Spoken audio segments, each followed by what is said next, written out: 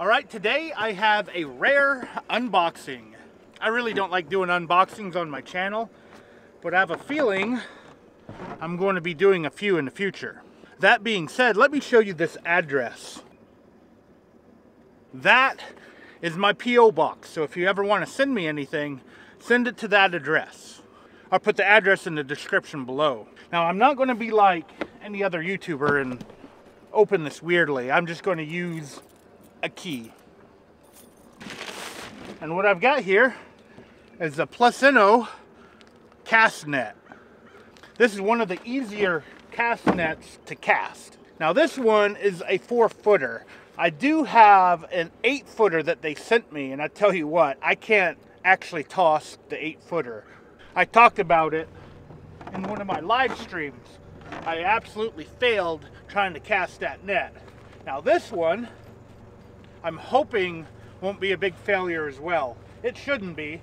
I have another brand of this net that doesn't look as good as this net that I can cast.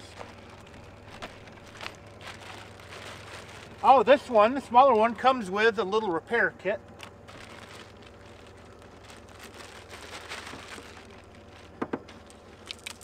And let's see if I don't mess this up. There we go. This has a ring. That ring is why it's easy to cast. Basically what you have to do, you put this around your wrist and you start looping it. And this is my cast arm, my right side. I am right-handed. If you're left-handed, you probably want to go on your left hand when you do this. Nice looped up. You grab the ring and you just kind of finger it right on the edge. The opening is to my left. If you're left-handed, you have the opening to the right. Make sure all this stuff is not bound up. And then take the net, put it over the ring. And now you cast it with one hand, one arm. Now let's hope there's no wood in the water to make me lose this net. So I'll just take it around. Look at that, perfect.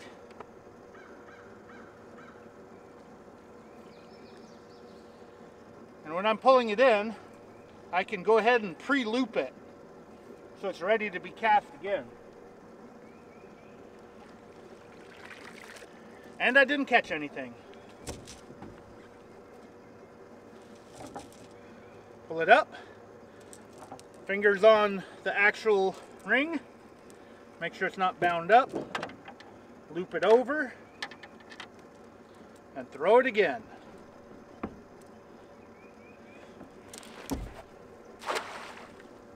That one didn't open as wide, but it did open up.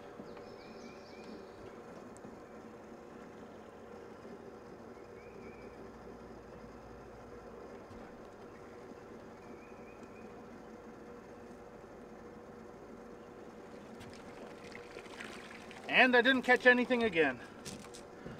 I don't see signs of gizzard shad back here. I was hoping they were in this big cove area, so I might have to move around to find some gizzard shad. A lot of these ring net review videos that I've seen, they don't show the person catching anything. So I'm hoping I can actually get some gizzard shad to put in my bait tank to use tonight for flatheads, or maybe another day for stripers. I'm going to at least throw it a few more times here, and I'm going to give you guys a slow-mo version of me throwing this cast net.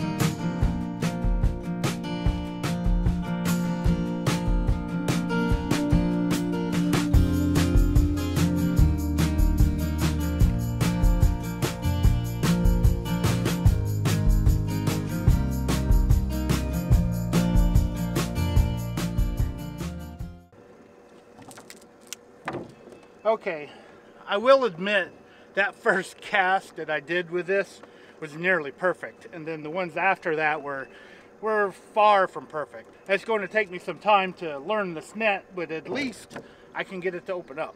One of the main reasons why I don't use cast nets much, if at all ever, is because of skipjack herring. I just use rod and reel to catch skipjacks, and that's what I fish with. Skipjacks make awesome bait, and they store really well. Gizzard shad, when you try to freeze them, and then when you unthaw them, they become mush. Skipjacks don't really do that. Now, if I want to keep skipjacks alive, I need a 100-gallon bait tank and a 26-foot boat, which I don't have either of those, and both of those are really, really expensive. Now, with gizzard shad, I can keep them alive on this boat in this 30-gallon tank I have.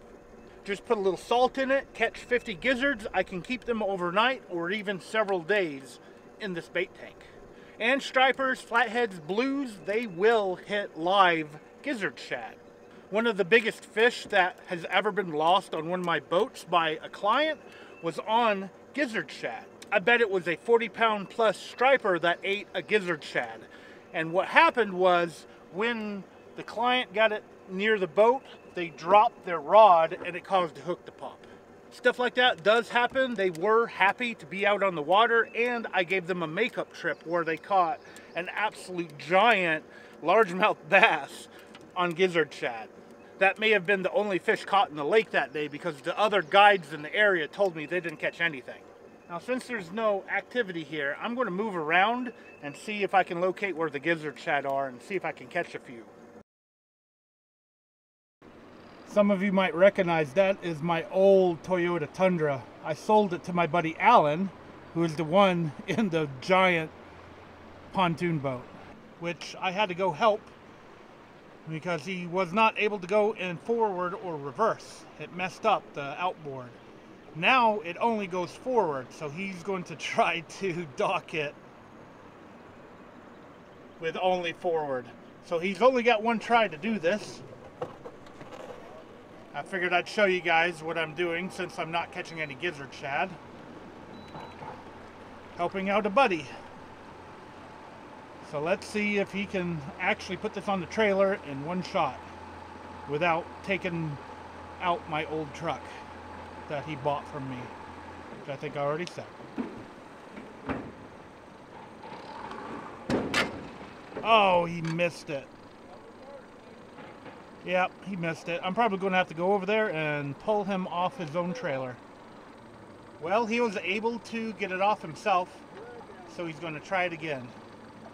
I do think the trailer was a little bit too deep in the water. That might have been the cause of him missing it. Here we go, round two.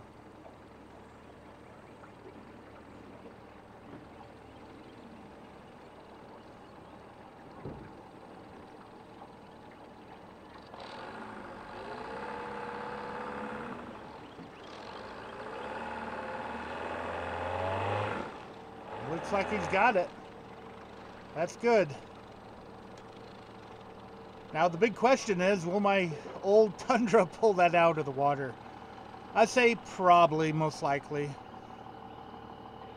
As some of you have seen in the past, I used to pull a Pro-Cat with that truck. Now that he's got it on the trailer, I am going to go hunting gizzards after I talk to them real quick. At least I'm providing you guys with some content. Well guys, I tried. I guess this is going to become a Tackle Tuesday video, and maybe in the future I'll continue to do Tackle Tuesday. I used to do it in the past, and I'm going to have some really valid reasons why I need to do Tackle Tuesdays in the future. So stay tuned and make sure you're subscribed to my channel. Now that cast net, I actually cast it probably 200 times. I went absolutely everywhere I know of that usually has gizzard shad. Now what I think's happened was yesterday we had some really crazy storms, and that may have pushed the gizzard shad to really deep water. That may be why they weren't in any of the shallow water areas that I tried. And this is the second time I've had my new bait tank in my boat and was unable to test it with live fish. I may have to go to Big Fish Outfitters and buy some gizzard shad from them. They actually keep live gizzard shad at Big Fish Outfitters. Now I do have this net with me right now. I probably could have grabbed the other one, but I left it in the boat. Whoa! This is the 8-footer, and you can see the difference. This is an enormous, enormous net. This is the first one they sent me, and I couldn't figure out how to cast it. I'm going to have to look it up more, but look at that net. This is a serious net right here. And this fabric is really good too. I'm actually impressed with it. And it's got the same ring and everything. But they do supply these really nice nets, Plusinno. So check them out on their website, and I'll leave a discount code in the description below. I'm going to put it above my P.O. box. And I like these bags too. Easy storage of the net.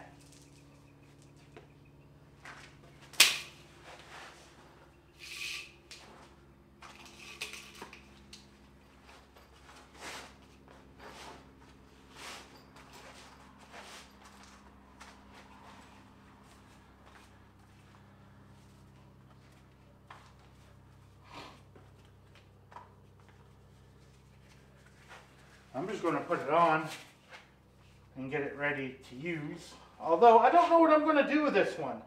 I might give it away in the future. I don't know. Just stay tuned. Watch for live streams. I try to only do giveaways in live streams.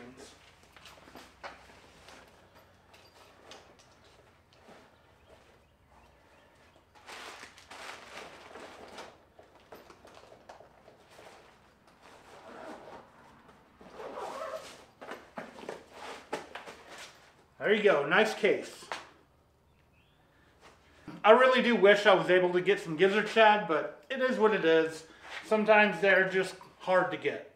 The same thing happens with skipjacks. That's why I keep a bunch frozen just in case I need to use them. And I've got a whole bunch of creek chubs. And I tell you what, my creek chubs absolutely love catfish food. I've been feeding my creek chubs this catfish food that looks like dog food.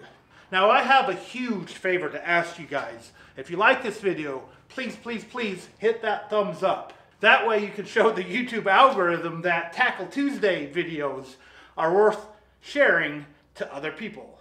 YouTube is really fickle when it comes to tackle videos on this channel. It really wants me to catch big flatheads all the time before it will share it with a lot of people. And we all know these big fish, you just can't catch them every single day. That would be impossible. Unless you're a Goliath grouper guide that goes to the same shipwreck every single day. Anyway, as always, I want to thank you for taking your time out of your day to actually watch this video. I really, really appreciate it. Now I have to decide, do I want to take some old skipjack out and see if I can catch a flathead, or do I want to finish a bluegill video that I had to leave the ramp abruptly due to some hooligans. That's definitely going to end as a talking head video because I didn't talk about it, I just got out of Dodge. Thanks again for watching. Hope to see you next time.